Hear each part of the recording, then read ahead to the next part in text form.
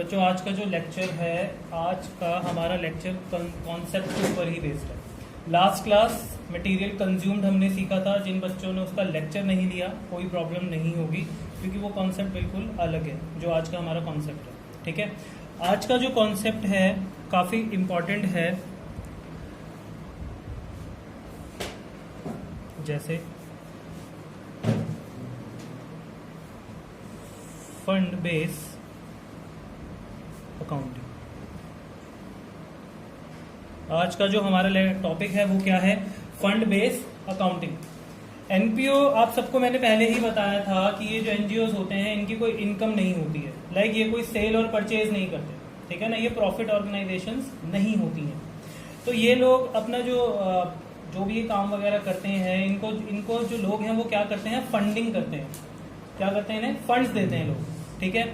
तो एनपीओ के अंदर जितने भी हमारे फंड्स होंगे वो सारे के सारे क्या होंगे? लायबिलिटी। जितने भी फंड्स होते हैं वो सारे के सारे क्या होते हैं? लायबिलिटी। अब चाहे वो स्पेसिफिक फंड हो, चाहे वो जनरल फंड हो।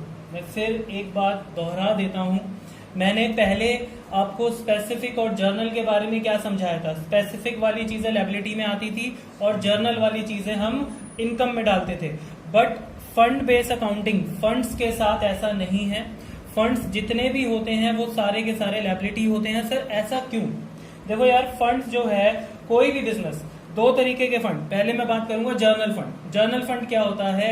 चाहे बिजनेस हो चाहे एनपीओ हो, एनपीओ जो भी सरप्लस अर्न करता है, that is profit, surplus earn करता है, वो क्या करता है? उस सरप्लस में से थोड़ा सा पैसा सेव कर लेता है। थोड़ा सा पैसा सेव कर लेता है, तो उसको हम क्या बोलते हैं? Fund, journal fund. सर उसने सेव क्यों किया? अपने एनपीओ की स्ट्रेंथ को बढ़ाने के लिए। फ्यूचर में कोई लॉस हो जाए या फ्यूचर में उसको पैसों की जरूरत हो, तो जो भी एनपीओ ने अपने सरप्लस में से फंड को जोड़ा होगा वो उस फंड को वहां पे यूज कर लेगा जब भी उसको जरूरत होगी। तो फंड हमेशा सेविंग्स की तरह ही होते हैं। तो सेविंग्स हमेशा इसलिए की जाती हैं ताकि फ्यूचर में हम उसको यूज कर सकें। बेसिकली हमारी सेविंग्स हमारे लिए एक लायबिलिटी होती है। चाहे आप कोई भी सेविंग कर लो, वो हमारे लिए क्या बनती है? एक लायबिलिटी, क्योंकि वो फ्यूचर में हमने किसी ना किसी को तो देनी है। क्लियर है? तो इसलिए चाहे फंड जर्नल हो चाहे फिर वो स्पेसिफिक हो, वो हमेशा क्या माना जाएगा? लायबिलिटी। क्लियर है सबको? अब स्पेसिफिक फंड के ऊपर ये क्वेश्चन है। सबसे जो इंपॉर्टेंट इसके अंदर टॉपिक है वो क्या है? वो है स्पेसिफिक फंड। अब स्पेसिफिक फंड, हम क्वेश्चन की शुरुआत करेंगे बैलेंस शीट से। बैलेंस शीट एज एट, हाँ जी बोलो। बैलेंस शीट एज एट, एक मिनट से मैंने क्या कहा, शुरू करते हैं। तो बैलेंस शीट में हमें मेन क्या लेना है? Liabilities, liabilities and assets. अब लायबिलिटीज में मैं बात करूंगा सबसे पहले स्पेसिफिक फंड की, ठीक है। स्पेसिफिक फंड कुछ भी हो सकता है। स्पेसिफिक फंड स्पोर्ट्स फंड हो सकता है, मैच फंड हो सकता है, टूर्नामेंट फंड हो सकता है, मेडिसिन फंड हो सकता है। किसी भी चीज से अगर फंड के आगे किसी भी चीज का आइटम का नाम दे रखा है तो वो फंड एक स्पेसिफिक फंड माना जाएगा। सर उसको स्पेसिफिक फंड क्यों बोलते हैं? अगर जैसे मान लो मैं यहां पे लेता हूं मैच फंड। अब मैच फंड एक स्पेसिफिक फंड इसलिए माना गया है क्योंकि इसके अंदर जितना भी पैसा होगा वो सिर्फ कहां पे यूज होगा? मैच में। मैच के अलावा आप उस फंड को कहीं भी यूज नहीं कर सकते, ठीक है। तो इसलिए ये जो स्पेसिफिक फंड होते हैं, इस साल मैंने देखा टीएस ग्रेवाल ने काफी कुछ अच्छा किया है, तो उसने स्पेसिफिक फंड के आगे लिख दिया है रिस्ट्रिक्टेड फंड्स। रिस्ट्रिक्टेड फंड का मतलब क्या होता है कि भैया रिस्ट्रिक्ट कर दिया।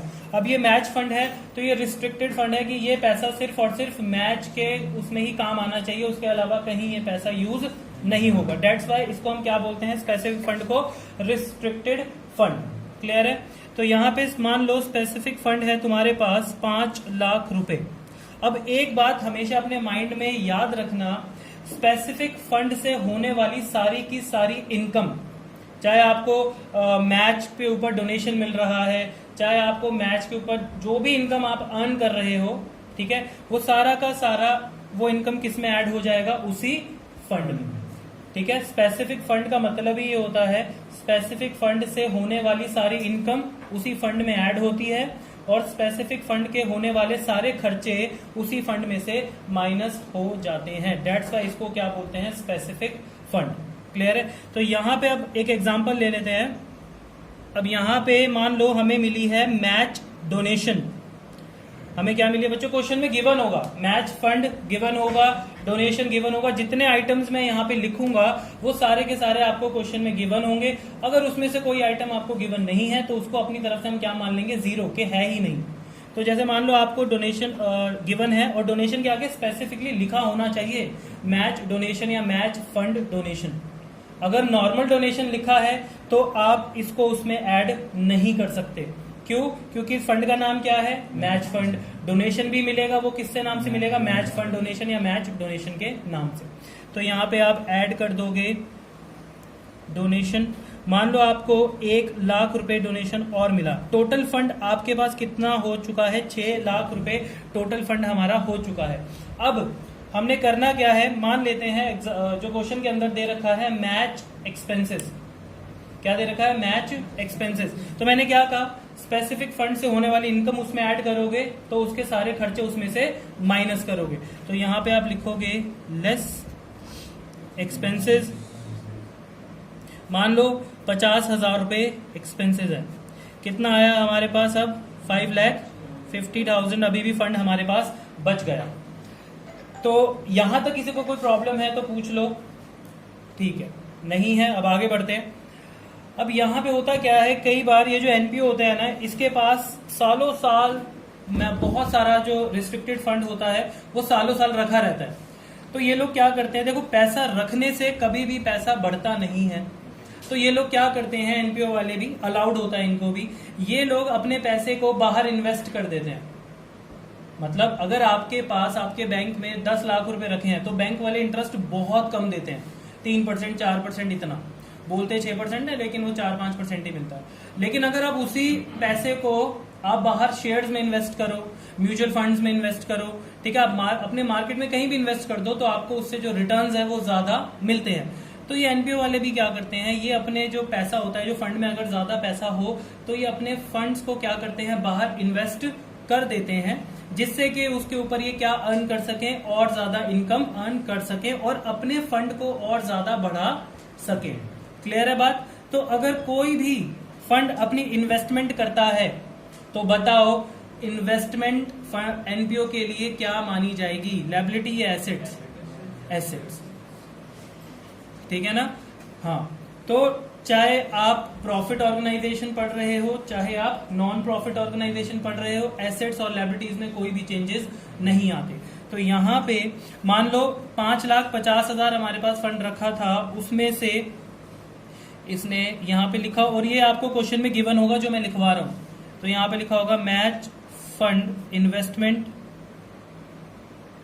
और मैच फंड इन्वेस्टमेंट आपको दे रखी होगी, मान लो इसने 2 लाख रुपए इन्वेस्ट कर दिए।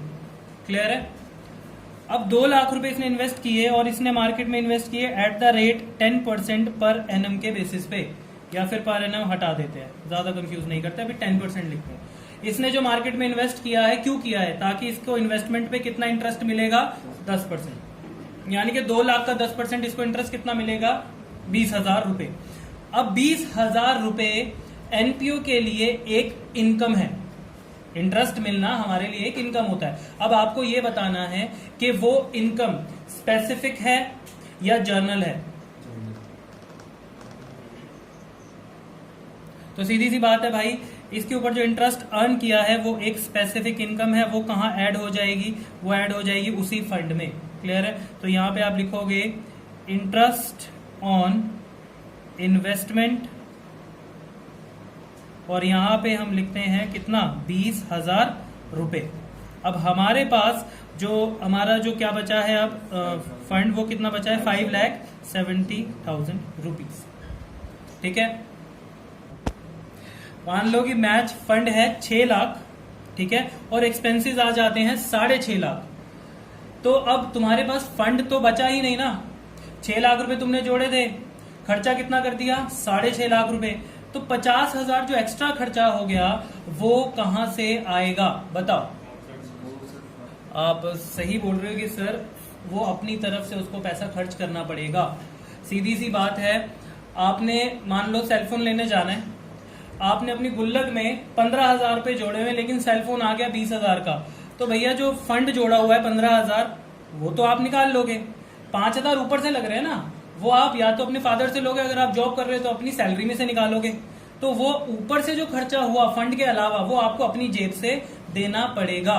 तो अगर कोई भी एनजीओ अगर उसका जो फंड है एक्सपेंसेस से कम रहता है, मतलब एक्सपेंसेस बढ़ जाते हैं, तो जितना फालतू पैसा उनको पे करना पड़ता है वो कहाँ पे शो करते हैं, वो शो करते हैं वो लोग इनकम एंड एक्सपेंडिचर अकाउंट के डेबिट साइड में, कहाँ पे, एक्सपेंडिचर में। क्लियर है? और किस नाम से शो करेंगे, ऑब्वियस सी बात है, मैच फंड एक्सपेंसेस के नाम से यहाँ पे 50,000 रुपए आ जाएंगे। याद रखना सर, फिर यहाँ पे क्या लिखेंगे हम, यहाँ पे 6.5 लिखें या 6 लिखें, तो यहाँ पे आएगा 6 लाख, फंड हो जाएगा 0 नील, और बचा हुआ 50,000 ऊपर आ जाएगा। क्लियर है? तो अगर कभी भी हमारा फंड जो है वो एक्सपेंसेस से कम हो जाता है तो बचा हुआ एक्सपेंडिचर हम कहाँ लिख देते हैं, इनकम एंड एक्सपेंडिचर में। बचा हुआ खर्चा फर्म अपनी जेब से भरता है। क्लियर है ये टॉपिक? किसी को कुछ भी पूछना है अब, तो अब वाला जो कॉन्सेप्ट है वो हम रिलेट करेंगे जर्नल फंड से। अब जर्नल फंड, ये अगर स्पेसिफिक फंड एक रिस्ट्रिक्टेड फंड है तो जर्नल फंड जो है वो अनरिस्ट्रिक्टेड फंड है। अनरिस्ट्रिक्टेड का मतलब कि इस फंड को एनपीओ अपने सरप्लस में से जोड़ रहा है तो इसको अपने हिसाब से वो खर्च भी कर सकता है जहां पर वो चाहता है। क्लियर है? इसको बोलते हैं अनरिस्ट्रिक्टेड फंड। क्लियर है भाई? अब यहां पे मान लेते हैं कि हमारे पास जो जर्नल फंड है वो 1 लाख रुपए का जर्नल फंड हमने रखा हुआ है। अब जर्नल फंड में से हमने क्या किया, कुछ इन्वेस्ट कर दिया, तो उसको हम बोलेंगे जर्नल फंड इन्वेस्टमेंट। अब हमने इसका कुछ पैसा बाहर इन्वेस्ट कर दिया और यहाँ पे हमने मान लो 20,000 रुपए इन्वेस्ट कर दिए एट द रेट 10% पे। अब इंटरेस्ट कितना हुआ, 2,000 रुपए। अब आपको ये बताना है कि जर्नल फंड इन्वेस्टमेंट पे जो आपने इंटरेस्ट अर्न किया वो इंटरेस्ट स्पेसिफिक है या फिर नॉर्मल। तो मैंने क्या कहा, जर्नल फंड से होने वाली इनकम किसकी इनकम कहलाएगी, एनपीओ की। तो एनपीओ क्या करता है, ये जो जर्नल फंड इन्वेस्टमेंट पे इंटरेस्ट अर्न करता है उसको शो करता है इनकम एंड एक्सपेंडिचर अकाउंट के किस साइड शो करेगा बच्चों, इनकम साइड शो करेगा, क्योंकि इंटरेस्ट अर्न करना इनकम है। तो interest on journal fund investment ये आपको पूरा लिखना पड़ेगा। तो कितना इंटरेस्ट बना, 2,000 रुपए इंटरेस्ट बना, that is general income. Clear है? हम इसको यहाँ पे ऐड नहीं करेंगे क्योंकि ये स्पेसिफिक फंड नहीं है। ठीक है? तो ये था हमारा जर्नल फंड। अब कुछ बच्चे कहते हैं सर अगर मान लो जर्नल फंड के लिए किसी ने डोनेशन दिया, तो जर्नल फंड डोनेशन जो है, पहली बात तो कोई देता नहीं, कोई भी डोनेशन नॉर्मल जर्नल फंड के लिए नहीं देगा। अगर स्पेसिफिकली क्वेश्चन में लिखा हुआ आ गया कि जर्नल फंड डोनेशन, तो वो ऐड इसी में होगी, क्योंकि उन्होंने नाम लिख दिया। ये स्पेसिफिक डोनेशन नहीं है, मैं फिर कह रहा हूँ, आएगा भी नहीं, मैं फिर कह रहा हूँ, लेकिन कभी कभार कोई टीचर सनक जाता है, वो नाम के साथ लिख के दे देता है, तो क्या कर सकते हैं भाई, फिर जिस फंड का नाम दे रखा है उसी फंड में वो ऐड हो जाएगा। क्लियर है? तो ये था हमारा जर्नल फंड, मैंने समझा दिया। ठीक है? स्पेसिफिक फंड मैंने समझा दिया। अब एक और फंड के बारे में बात करेंगे। अब बिल्डिंग फंड, फंड के आगे नाम दे दिया, वो एक स्पेसिफिक फंड बन गया। बिल्डिंग फंड एक स्पेसिफिक फंड है। मान लो एक ऑर्फनेज होम है, ठीक है, वहां पे लोग डोनेशन देते हैं, बहुत सारे लोग आए, उन्होंने कहा कि यार एक ही बिल्डिंग है इसकी, ठीक है, अब एक और बिल्डिंग बननी चाहिए इस एनपीओ की, तो उन सब ने मिलकर वहां पे क्या दे दिया, डोनेशन दे दिया, या फिर एनपीओ खुद भी कलेक्ट कर रहा है, लोगों को बोल रहा है कि हमें डोनेशन दो, हमें एक और बिल्डिंग बनानी है, तो वो स्पेसिफिक फंड बन गया। क्लियर है? तो मान लेते हैं कि बिल्डिंग बनाने के लिए उनके पास 20 लाख रुपए का फंड जो है वो ऑलरेडी रखा हुआ है। ठीक है? स्पेसिफिक फंड है। अब लोगों ने इनको 10 लाख रुपए और बिल्डिंग डोनेशन दे दिया, तो अब बताओ मुझे, ये जो बिल्डिंग पे डोनेशन मिला है क्या इसमें ऐड होगा या नहीं होगा, क्योंकि स्पेसिफिक डोनेशन है। तो यहाँ पे आप ऐड करोगे बिल्डिंग फंड डोनेशन, और इसी नाम से क्वेश्चन में आएगा। तो मान लो 10 लाख रुपए आपको और डोनेशन मिल गया, आपका टोटल जो फंड हुआ वो हुआ 30 लाख रुपए। अब आप क्या करते हो, आपने बिल्डिंग बनाना शुरू किया। अब मान लो आपको बिल्डिंग बनानी है, 4 फ्लोर बनाने हैं, 4 में से आपने अभी 2 फ्लोर बनाए हैं, 4 में से आपने अभी 2 फ्लोर बनाए हैं। अब बिल्डिंग के 2 फ्लोर बन गए, क्या वो आपकी बिल्डिंग है या नहीं? बिल्डिंग के 2 फ्लोर बन चुके हैं, वो ऑब्वियसली आपकी है भाई। 1 फ्लोर भी बन गया होता तब भी आपकी होती है ना। तो भाई बिल्डिंग अगर आपकी है तो बिल्डिंग बताओ एसेट्स और लायबिलिटीज में से क्या होती है? एसेट्स। तो यहाँ पे एक चीज मैं आपको 11th क्लास की याद दिलाता हूं। क्या 11th क्लास में हम लोग ये पढ़ते थे, एसेट्स इक्वल्स टू में कैपिटल प्लस लायबिलिटी। अब आप मुझे ये बताओगे कि इन तीनों में से कौन सी ऐसी चीज है जो जीरो हो सकती है? ये 11th में सिखाया था मैंने, लायबिलिटी। लायबिलिटी आउटसाइडर, हाँ आउटसाइडर का पैसा होता है, तो लायबिलिटी को हम जीरो कर सकते हैं, जरूरी नहीं कि बाहर वालों से उधार लो, है ना। तो हमारी जो एसेट्स होती है वो किसके बराबर हो जाती है? कैपिटल के बराबर हो जाती है। तो यानी कि अगर आपकी एसेट्स बढ़ेगी तो आपकी कैपिटल भी बढ़ेगी। ये पॉइंट मैं क्यों बता रहा हूं, ये आगे मैं क्लियर भी करूंगा, ठीक है। आपने 30 लाख में से अभी आपने थोड़ी सी बिल्डिंग बनाई और उसके सिर्फ 2 फ्लोर बने और उन 2 फ्लोर का खर्चा आ गया मान लो 15 लाख रुपए। हम कहा थे 15 लाख पे, मैंने कहा कि हमने 2 फ्लोर बिल्डिंग के बना लिए और 15 लाख रुपए उसमें लग गए। अब आप मुझे बताओ वो 15 लाख रुपए जो लगे वो किस में से निकालोगे? इस फंड में से, क्योंकि ये स्पेसिफिक फंड है। तो यहाँ पे मैं लेस करता हूं कि 30 लाख रुपए की जो स्पेसिफिक लायबिलिटी मेरे ऊपर थी उसमें से मैंने 15 लाख की लायबिलिटी को यूज कर लिया, ठीक है ना। तो यहाँ पे आप क्या लिखोगे? यहाँ पे आप लिखोगे बिल्डिंग एक्सपेंडिचर। यहां पे हम क्या लिखेंगे? बिल्डिंग एक्सपेंस या बिल्डिंग एक्सपेंडिचर या फिर building in progress. Building in progress का मतलब क्या है? यहां पे अमाउंट लिख लेता हूं मैं, 15 लाख रुपए मैंने इस फंड में से निकाले। बिल्डिंग इन प्रोग्रेस का मतलब ये हुआ कि भाई अभी मुझे बनानी है 4 फ्लोर की बिल्डिंग, मैंने अभी कितने फ्लोर बनाए हैं? 2 फ्लोर। तो वो अभी वर्क इन प्रोग्रेस लिखा हुआ देखा होगा ना, WIP, वर्क इन प्रोग्रेस।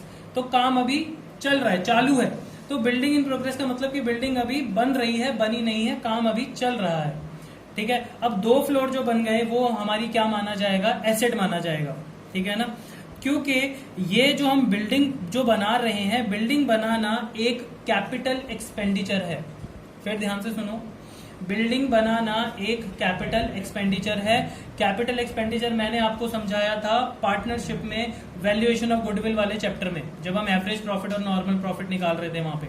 तो वहां पे मैंने कहा था कि बेटा अगर आप अपनी एसेट्स को बनाने के लिए जो भी खर्चा कर रहे हो, अपनी एसेट्स की वैल्यू को बढ़ाने के लिए, वो सारा का सारा खर्चा कैपिटल एक्सपेंडिचर माना जाता है। यानी कि आप एसेट को खरीदो चाहे आप एसेट की वैल्यू को बढ़ाओ, वो जो एक्सपेंस होगा वो क्या माना जाएगा? कैपिटल एक्सपेंडिचर, ठीक है ना। तो यहाँ पे मैंने जो बिल्डिंग बनाई उस पे जो 15 लाख खर्चा किया वो मेरी एसेट है, क्योंकि वो एक कैपिटल एक्सपेंडिचर है। तो यहाँ पे मैं एसेट में लिखूंगा बिल्डिंग इन प्रोग्रेस। और कितने रुपए? 15 लाख रुपए। यहां तक किसी को कुछ पूछना है तो पूछो, फिर आगे मैं एक पॉइंट और बता रहा हूं। क्लियर है? ठीक है। तो अब मैंने ये पॉइंट लिखा था ऊपर कि अगर मेरी एसेट्स बढ़ी, अगर मेरी एसेट्स बढ़ी तो एसेट के साथ क्या क्या बढ़ाना पड़ेगा? मुझे अपना कैपिटल बढ़ाना पड़ेगा, क्योंकि बिजनेस जो होता है वो किससे जाना जाता है? अपनी एसेट से। अगर आप बिजनेस में अपनी एसेट्स को बढ़ा रहे हो तो आपकी दूसरी तरफ कैपिटल भी बढ़ रही है। अगर मेरे पास एक शॉप थी, अगर मैंने दूसरी शॉप परचेज की है, तो एक शॉप अगर मेरी 10 करोड़ की है, दूसरी शॉप अगर 5 करोड़ की है, तो बिजनेस के अंदर जो मेरा पैसा लगा है टोटल 15 करोड़ रुपए एसेट का लग चुका है। तो वो 15 करोड़ मेरा ही तो है, मेरा पैसा मतलब कैपिटल। क्लियर है? और एनजीओ के अंदर एक बात मैं आपको और बता दूं, एनपीओ चैप्टर में कैपिटल को कैपिटल के नाम से नहीं जाना जाता, इसके आगे एक वर्ड और हम यूज कर लेते हैं, कैपिटल फंड। क्योंकि एनपीओ जो होता है वो किसी इंडिविजुअल पर्सन के पैसों से नहीं बनाया जाता, इसको सोसाइटी या मेंबर मिलके बनाते हैं, ठीक है। तो इसके अंदर जो वो पैसा जोड़ते हैं, कोई स्पेसिफिक नहीं जोड़ते हैं कि भैया मुझे 10 करोड़ ही लगाना है, मुझे 15 करोड़ ही, हम इसमें फंडिंग करते हैं लोग, कि भैया हम थोड़ा थोड़ा पैसा इकट्ठा करते हैं और अपना एनपीओ स्टार्ट करते हैं। तो इनके अंदर जो कैपिटल होती है वो फंड से बनती है, इसलिए इसमें कैपिटल नहीं बुलाते, क्या बुलाते हैं, कैपिटल फंड। हमेशा अगर आप कैपिटल लिखोगे टीचर काट देगा, मार्क्स हट जाएंगे वहां पे। तो कैपिटल फंड, एक एग्जाम्पल ले रहा हूं मैं, मान लेते हैं हमारे पास ऑलरेडी कैपिटल फंड रखा हुआ है 5 लाख रुपए। हमने क्या बनाया, बिल्डिंग इन प्रोग्रेस, चाहे आधी बनी हो चाहे पूरी बनी हो, एसेट तो एसेट है, तो अगर एसेट बढ़ेगी तो साथ ही साथ क्या बढ़ेगा, कैपिटल बढ़ेगा। तो यहां पे आपको फिर ऐड करना पड़ेगा बिल्डिंग, कितने, 15 लाख रुपए। तो आपका जो कैपिटल फंड है वो कितना हो गया, 20 लाख रुपए। और यहाँ पे बिल्डिंग एक्सपेंडिचर हमने माइनस कर दिया। किसी को यहां तक कुछ पूछना है? हाँ बेटा बोलो। यहाँ पे हम इसको खत्म कर देते हैं, फंड बेस्ड अकाउंटिंग को इतना ही था, टोटल कर दिया मैंने फंड का, ठीक है। अब इससे रिलेटेड थोड़े बहुत क्वेश्चंस को देखते हैं। तो देखो बच्चों, इलिस्ट्रेशन नंबर 7 कह रहे थे information given below relates to sports club. अब स्पोर्ट्स क्लब है तो स्पोर्ट्स फंड होगा या मैच फंड होगा। कह रहा show them in the income and expenditure account and the balance sheet of the club as at 31 March 2020। अच्छा, income and expenditure account में तो बोल रहा है, हाँ, तो बच्चों यहाँ पे बोला है कि बैलेंस शीट बनाना है और आपको साथ ही साथ क्या बनाना है, इनकम एंड एक्सपेंडिचर अकाउंट। अब इनकम एंड एक्सपेंडिचर अकाउंट दिया तो है, अब देखना यह है कि इसके अंदर ऐसी कौन कौन सी आइटम्स उसने दे रखी हैं जो इनकम एंड एक्सपेंडिचर अकाउंट के अंदर आती हैं या नहीं आती है। कभी कभार कंफ्यूज करने के लिए भी देता है, कोई आइटम इनकम एंड एक्सपेंडिचर के अंदर आती भी नहीं है फिर भी गिवन होता है, तो इग्नोर कर देंगे तब। तो यहाँ पे सबसे पहले आपको स्पोर्ट्स फंड ऑलरेडी दे रखा है 1 अप्रैल 2019 का, मतलब हमारे पास ऑलरेडी स्पोर्ट्स फंड रखा हुआ है। तो स्पोर्ट्स फंड गिवन है। अगर मैं इसको बैलेंस शीट में बनाना शुरू करूं,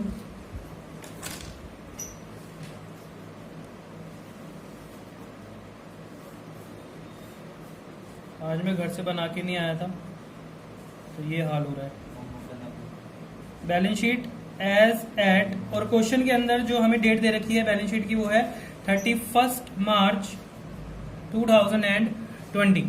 अब यहाँ पे सबसे पहले मैं लिख देता हूं स्पेसिफिक फंड जो मुझे गिवन है, स्पोर्ट्स फंड। तो स्पोर्ट्स फंड जो मुझे दे रखा है पहले से ही 10 लाख रुपए दे रखा है, तो मैंने अपना स्पेसिफिक फंड यहाँ पे लिख दिया। अब उसके बाद क्या रहा है, sports fund investment. Sports fund investment अभी बताया, स्पेसिफिक फंड की इन्वेस्टमेंट क्या है हमारे लिए, एसेट है। तो यहाँ पे आप लिखोगे स्पोर्ट्स फंड इन्वेस्टमेंट, और वो भी कितने की है, पूरे 10 लाख की। सर ये कैसे हो गया बेटा, वो क्वेश्चन है, कुछ भी हो सकता है उसमें, ठीक है। स्पोर्ट्स फंड इन्वेस्टमेंट कितने की कर दी, पूरे 10 लाख की। अब आगे बढ़ते हैं, कह रहे interest on sports fund investment 1 lakh रुपए। हमें जो स्पेसिफिक फंड पे इंटरेस्ट मिला है वो हम क्या करेंगे, उसी स्पेसिफिक फंड में ऐड कर देंगे। तो यहाँ पे आप लिखोगे इंटरेस्ट कितने का मिला है, 1 लाख रुपए का इंटरेस्ट। टोटल स्पोर्ट्स फंड हो गया 11 लाख रुपए। क्लियर है। नेक्स्ट कह रहे donation for sports fund. Donation क्या है, स्पोर्ट्स फंड स्पेसिफिक हो गया, ये भी इसमें ऐड कर दो। ऐड डोनेशन कितनी बेटा, 4 लाख। तो ये टोटल फंड हमारे पास कितना हो गया, 15 लाख रुपए। क्लियर है भाई प्रिंस। नेक्स्ट, अब यहां पे इन्होंने दे दिया सब्सक्रिप्शन। सब्सक्रिप्शन क्या है, बैलेंस शीट में आना चाहिए या इनकम एंड एक्सपेंडिचर में। तो यहाँ पे हम ऊपर एक रफ में, मतलब मैं बना रहा हूँ रफली, आप लोग ऐसे एग्जाम में नहीं करेंगे, प्रॉपर बनाएंगे। Income and expenditure for the year ended 31 March 2020। तो यहाँ पे आपने ये बना दिया। अब यहाँ पे आपने शो करना है बाय सब्सक्रिप्शन, ये इनकम वाली साइड है। तो बाय सब्सक्रिप्शन कितनी है, 1 लाख। तो यहाँ पे हमने इनकम में शो कर दिया सब्सक्रिप्शन। चलो आशिमा बेटा ये बताओ, अगर यहाँ पे लिखा होता आउटस्टैंडिंग सब्सक्रिप्शन तो क्या कहां पे शो करते,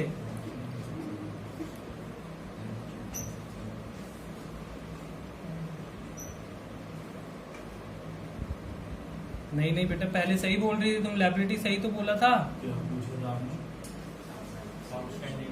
आउटस्टैंडिंग सब्सक्रिप्शन लिखा होता है, सब्सक्रिप्शन की जगह कहाँ शो करते हैं आज में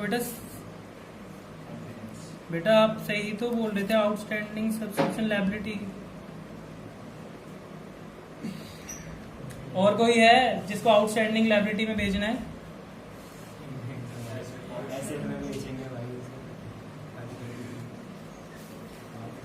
बेटा अगर आउटस्टैंडिंग सब्सक्रिप्शन लिखा होगा डेट इज सब्सक्रिप्शन हमारी इनकम है और आउटस्टैंडिंग इनकम हमारी एक्रूड इनकम होता है, एसेट्स में आएगी।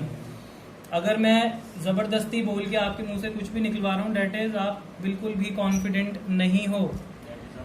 डोनेशन आगे बोल रहा है, डोनेशन, डोनेशन के आगे नहीं लिखा है ये जर्नल है या स्पेसिफिक है तो जर्नल मानेंगे। जर्नल डोनेशन किसका पार्ट होता है? इनकम साइड का, यानी इनकम एंड एक्सपेंडिचर का। तो बाय डोनेशन, और अमाउंट कितना दे रखा है डोनेशन का? 50,000 रुपीज। ठीक है, अब नेक्स्ट देखो, कह रहे हैं sports prizes awarded, sports prizes awarded, sports prizes awarded. अब स्पोर्ट्स प्राइज आप दे रहे हो तो उसके लिए आपने कौन सा फंड बनाया है? Sports fund. तो स्पोर्ट्स प्राइज अवॉर्डेड, अगर आप प्राइज बांट रहे हो, स्पोर्ट्स आपने करवाया है, तो वो उसका पैसा जो खर्च होगा वो कहां से खर्च होगा? स्पेसिफिक फंड से। सर यहाँ पे अगर प्राइज अवॉर्डेड लिखा होता तो भी माइनस होता क्या? नहीं, जब तक ये स्पोर्ट्स वर्ड नहीं आएगा तब तक माइनस नहीं होगा। अगर यहाँ पे स्पोर्ट्स प्राइजेस अवॉर्डेड लिखा है तो वो खर्चा स्पोर्ट्स फंड से ही उठाया जाएगा, और खाली प्राइज अवॉर्डेड लिखा होता तो वो एक्सपेंडिचर में आता। क्लियर है? तो यहाँ पे आपने लेस करना है प्राइज अवॉर्डेड। अमाउंट कितना है प्राइज अवॉर्डेड का? 3 लाख। ठीक है, हमने माइनस कर दिया। Next, expenses on sports event, नाम लिख दिया। एक्सपेंसेस ऑन इवेंट्स लिखता तो एक्सपेंडिचर में जाता, लेकिन अब स्पेसिफिक है तो यहाँ पे दोबारा से लेस करो। Expenses on sports event, amount कितना है? 1 लाख। ठीक है, नेक्स्ट, जर्नल फंड। बेटा जर्नल फंड, सारे फंड लायबिलिटी होते हैं तो उसको यहाँ लिखो, अभी मैंने समझाया था। जर्नल फंड कितना है? 20 लाख। 20 लाख। चलिए, अब उसके बाद क्या दे रखा है? Journal fund investment. Journal fund investment हमारी एसेट होता है, 20 लाख रुपए इन्वेस्ट कर दिया। अब उसके बाद क्या दे रखा है? Interest on journal fund.